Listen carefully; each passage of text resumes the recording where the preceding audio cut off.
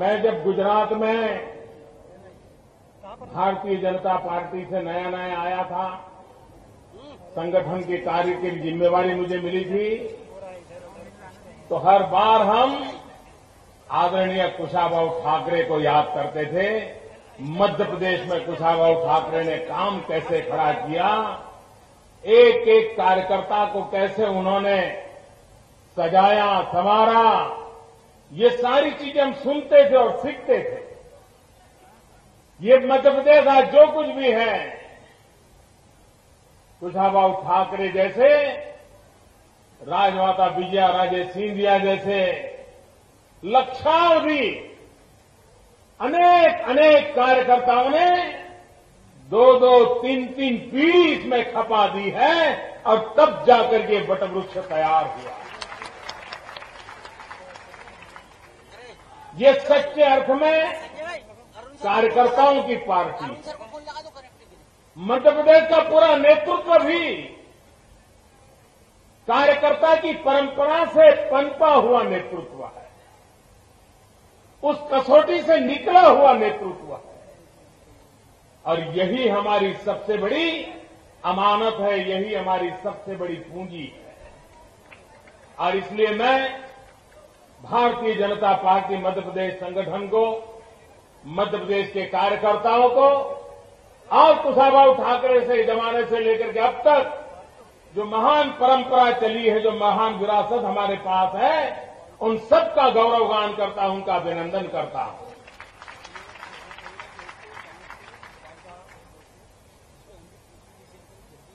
राजनीतिक दल की कसौटी चुनाव की जीत और हार के साथ जुड़ जाती है। स्वाभाविक भी है, क्योंकि लोकतंत्र का वही एक मानदंड माना जाता है। और मुझे खुशी है कि मध्य प्रदेश की जनता का भारतीय जनता पार्टी के प्रति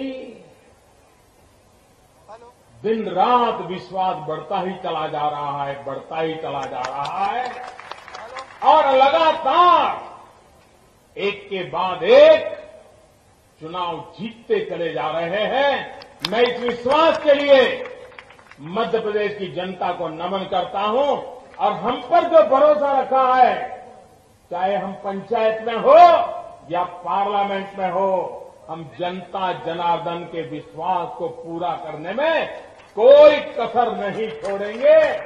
हम परिश्रम की पराकाष्ठा करेंगे और देश को नई ऊंचाइयों पर ले जाने का निरंतर प्रयास करते रहेंगे। भाइयों बहनों, लोकतंत्र में जय और पराजय एक सहज बातें होती। कभी भारतीय जनता पार्टी सिर्फ 2 पार्लियामेंट के मेंबर बचे थे, सिर्फ 2। अटल जी समेत सब लोग चुनाव हार गए, और तब के प्रधानमंत्री श्रीमान राजीव गांधी संसद के अंदर भारतीय जनता पार्टी का मजाक उड़ाते थे। 2 या 3 बस, 2 या 3 बस, ये मजाक, और सुनना पड़ता था। अरे संजय भाई, एक जमाना था जो दल 400 से भी अधिक सीटों लेकर के बैठा था, वो दल आज 40 में सिमट गया है। सीएम से 3 शॉट बना लो। लेकिन हमने 84 में जो पराजय आया, उस पराजय से सीखने का प्रयास किया। हमने अपनी गलतियों पर झोंका, हमारी दिशा सही थी कि नहीं थी, उस पर मंथन किया। ऊपर से नीचे तक सबने किया। जनता से भी पूछा, पत्रकारों से पूछा, साल भर मनोमंथन किया कि इतना बड़ा घोर पराजय कैसे हुआ। वैसे उस चुनाव को हमारे देश में श्रीमती इंदिरा गांधी को एक श्रद्धांजलि के रूप में भी देखा गया था।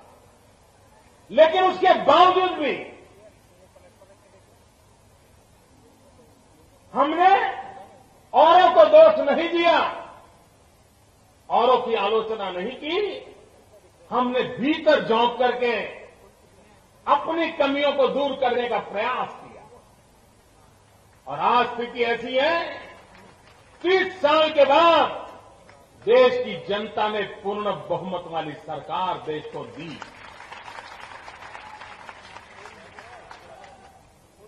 लोकतंत्र में हर राजनीतिक दल का एक कर्तव्य होता है कि अगर जय मिला है तो जनता जनार्दन के जय के लिए खप जाना होता है, और पराजय मिला है तो आत्ममंथन करके लोकतंत्र के लिए अपने आप को अधिक सुदृढ़ कैसे करना, उसका प्रयास करना होता है।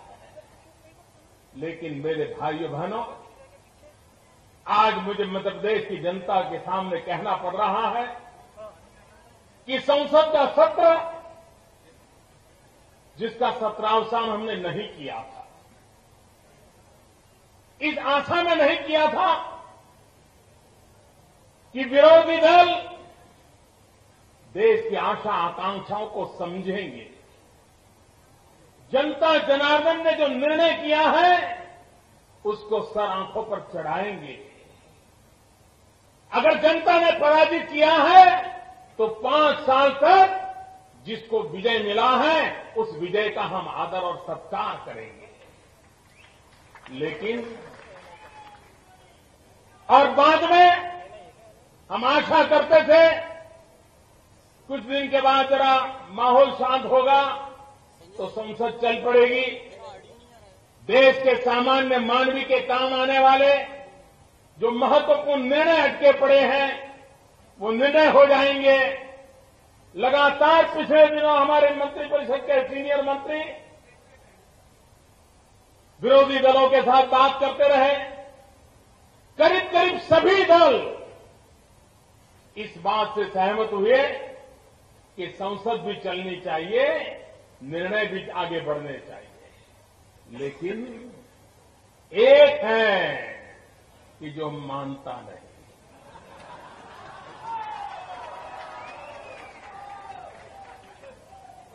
क्या हुआ? मैं समझ नहीं पा रहा, अरे नहीं आ रहा इसमें, क्या लोकतंत्र के साथ इसमें नहीं आ रहा। हमारे अहंकार का टकराव रहेगा क्या? मैं सार्वजनिक रूप से जिनका पराजय हुआ है, जनता जनार्दन ने जिनको नकार दिया है, उनको मैं सार्वजनिक रूप से आग्रह करता हूं कि हम लोकतंत्र के गौरव के लिए आज जब विश्व आर्थिक संकट में फंसा पड़ा है, हिंदुस्तान अकेला आज इस संकट में टिका हुआ है। भारत को आगे बढ़ने का एक अभूतपूर्व अवसर मिला है। इस अवसर को हाथ से जाने न देना चाहिए। आइए संसद को आगे बढ़ने दे, निर्णयों को आगे बढ़ने दे। लेकिन हमारी बात नहीं मानी जा रही। आखिरकार बड़े भारी मन से, दुखी मन से हमें कल संसद के सत्रावसान की दिशा में आगे बढ़ना पड़ा। हम आशा करते थे कि हो सकता है फिर से संसद बुला पाएंगे, कुछ निर्णय कर पाएंगे, लेकिन उन्होंने होने नहीं दिया। मैं जानता हूं उनकी परेशानी। एक के बाद एक संसद में जो निर्णय हुए हैं और उसमें भी काले धन के खिलाफ जो कठोर कानून बनाया है, उसके कारण जो हवालाबाज है वो परेशान है। हवालाबाज लोगों को पैरों के नीचे धरती खिसकती नजर आ रही है। उनको संकट मंडरा रहा है, दिखाई दे रहा है। और इसलिए ये हवालाबाजों की जमात लोकतंत्र में रुकावटें पैदा करने का प्रयास कर रही है। मैं देशवासियों को विश्वास दिलाता हूं,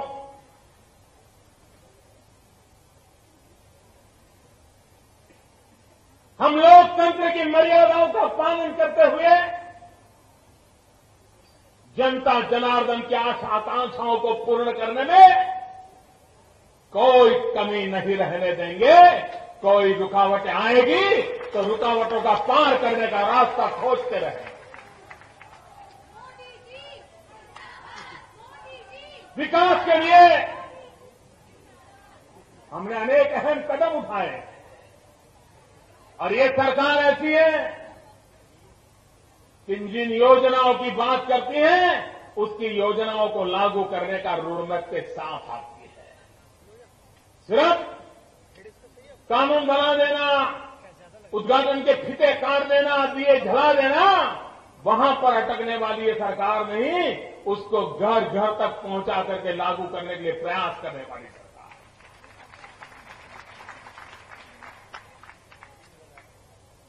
देश के सामान्य से सामान्य व्यक्ति, गरीब से गरीब का भला कैसे हो। हमने पिछले बजट में मुद्रा बैंक की बात कही थी। हमारे देश में जो निम्न मध्यम वर्ग के लोग हैं, गरीबी के साथ साथ जिंदगी गुजारा करने वाले लोग हैं, कोई धोबी है, कोई मोची है, कोई सुतार है, कोई अखबार बेचता है, कोई दूध बेचता है, सामान्य लोग, उनको अपने परिवार में कोई छोटा मोटा काम पड़ जाए तो साहूकारों से कर्ज लेना पड़ता है। कारोबार चलाने के लिए साहूकार से कर्ज लेना पड़ता है। घर में कोई मेहमान आ गया तो भी 50-100 रुपये का कर्ज लेना पड़ता है और भारी ब्याज चुकाना पड़ता है। और ये वो लोग हैं जो आर्थिक व्यवस्था में बहुत बड़ा योगदान देते हैं। हमें मुद्रा बैंक के द्वारा ये तय किया है, ये जो सामान्य लोग हैं, ठेला चलाते हैं, पानी पूरी की लारी लेकर के बैठे हैं, पकोड़े बेचते हैं, छोटे लोग हैं, उनके लिए अलग से बैंक बनाई गई है और इन लोगों को 10,000 रुपया से 50,000 रुपया तक का उनको ऋण मिलेगा और वे साहूकारों से, चुंगालों से बच जाएंगे, ब्याजखोरों से बच जाएंगे और अपने कारोबार को बढ़ाने के लिए ताकत देगी।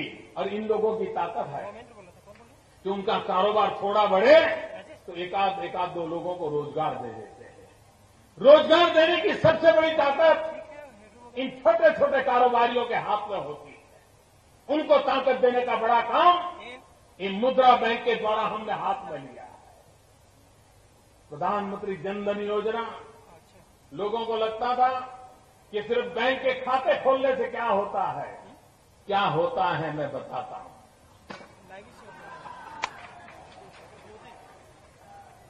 हमारे देश में बड़े बड़े अर्थशास्त्री कहते रहते हैं कि बहुत बड़ी चीजें होनी चाहिए,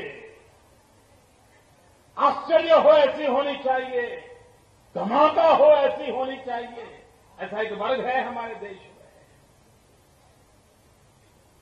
लेकिन मेरे वो स्वभाव नहीं है। लेकिन जिन चीजों को मैं करता हूं उसका कैसा फर्क पड़ता है मैं बताता हूं। हमारे यहां घरों में जो गैस सिलेंडर देते हैं, हमने उस गैस सिलेंडर को जनधन अकाउंट के साथ जोड़ दिया, आधार के साथ जोड़ दिया। और हमने किया कि ये जो गैस सिलेंडर की सब्सिडी है वो किसी बिचौलिए के पास नहीं जाएगी, दलालों के पास नहीं जाएगी, ठेकेदारों के पास नहीं जाएगी, सीधे सीधी जिसका गैस सिलेंडर है उसका जनधन अकाउंट में जमा हो जाएगी। आपको अंदाज है इससे क्या हुआ? पहले जितने लोग गैस सिलेंडर की सब्सिडी लेते थे, जब ये व्यवस्था बनी तो करीब करीब 5 करोड़ संख्या कम हो गई। 5 करोड़ संख्या कम हो गई, कोई लेने वाला मिला ही नहीं। इतने सालों से 5 करोड़ लोगों के नाम पर ये रुपयों के ढेर चले जाते थे ये हवालाबाजों का खेल चलता था। हमने सीधा डाल दिया। 5 करोड़ लोग मिलते ही नहीं है जिनको हम देना चाहते हैं, और उसके कारण सरकार की तिजोरी में करीब करीब 19,000 करोड़ रुपया हर वर्ष बचेगा। ये 19,000 करोड़ रुपया, ये 19,000 करोड़ चोरी होता था कि नहीं होता था? चोरी होता था कि नहीं होता था? भ्रष्टाचार होता था कि नहीं होता था? हवालाबाजों की जेब में जाता था कि नहीं जाता था? ये हवालाबाज लोग हमारा हिसाब मांग रहे हैं।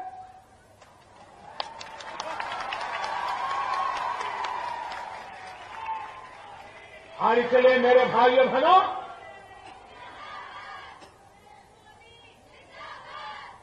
भ्रष्टाचार भी कैसे जाए और कोई तामझाम नहीं हो, हल्ला नहीं, अखबार की सुर्खियों में हेडलाइन नहीं, उसके बाद भी काम होता चला जा रहा है और देश में बुराइयां हैं और बुराइयों से सरकारें मुक्त होती चली जा रही है। एक के बाद एक निर्णय हम करते जा रहे हैं। आने वाले दिनों में हम भारतीय जनता पार्टी के कार्यकर्ता हैं।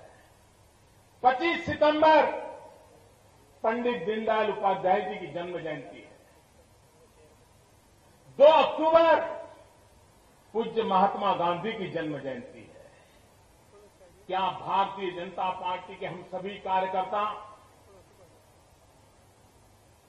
25 सितंबर पंडित दीनदयाल उपाध्याय जी की जन्म जयंती से 2 अक्टूबर महात्मा गांधी की जन्म जयंती, एक पूरा सप्ताह एक बहुत बड़ा सफाई अभियान गांव गांव गली गली चला सकते हैं क्या? इस स्वच्छता के अभियान के द्वारा पंडित दीनदयाल उपाध्याय जी ने जो अंत्योदय की बात की थी, उन गरीब बस्तियों में जाकर के भी स्वच्छता का संदेश दे सकते हैं क्या? हमारी स्कूल हो, कॉलेज हो, बस स्टेशन हो, अस्पताल हो, रेलवे स्टेशन हो, चारों तरफ गांधी जी को याद करते हुए, दीनदयाल जी को याद करते हुए हम एक सफाई का अभियान चला सकते हैं क्या? मैं आपसे आग्रह करूंगा कि आइए मेरे कार्यकर्ता भाइयों बहनों, न सिर्फ मध्य प्रदेश में लेकिन हिंदुस्तान के और राज्यों में भी भारतीय जनता पार्टी के कार्यकर्ता एक बीड़ा उठा ले और स्वच्छता के अभियान को आगे बढ़ाएं। और मैं फिर एक बार आपके स्वागत सम्मान के लिए आपका बहुत आभारी हूं। और मध्य प्रदेश आज विकास की नई ऊंचाइयों पर पहुंचा है, जो देश के अर्थतंत्र को ताकत दे रहा है। आज मध्य प्रदेश देश के अर्थतंत्र को ताकत देता है। कृषि के क्षेत्र में मध्य प्रदेश ने जो रिवॉल्यूशन किया है, वो देश के गरीब से गरीब का पेट भरने के लिए काम आ रहा है। मैं मध्य प्रदेश के किसानों का अभिनंदन करता हूं, श्रीमान शिवराज जी का अभिनंदन करता हूं, यहां की सरकार का अभिनंदन करता हूं।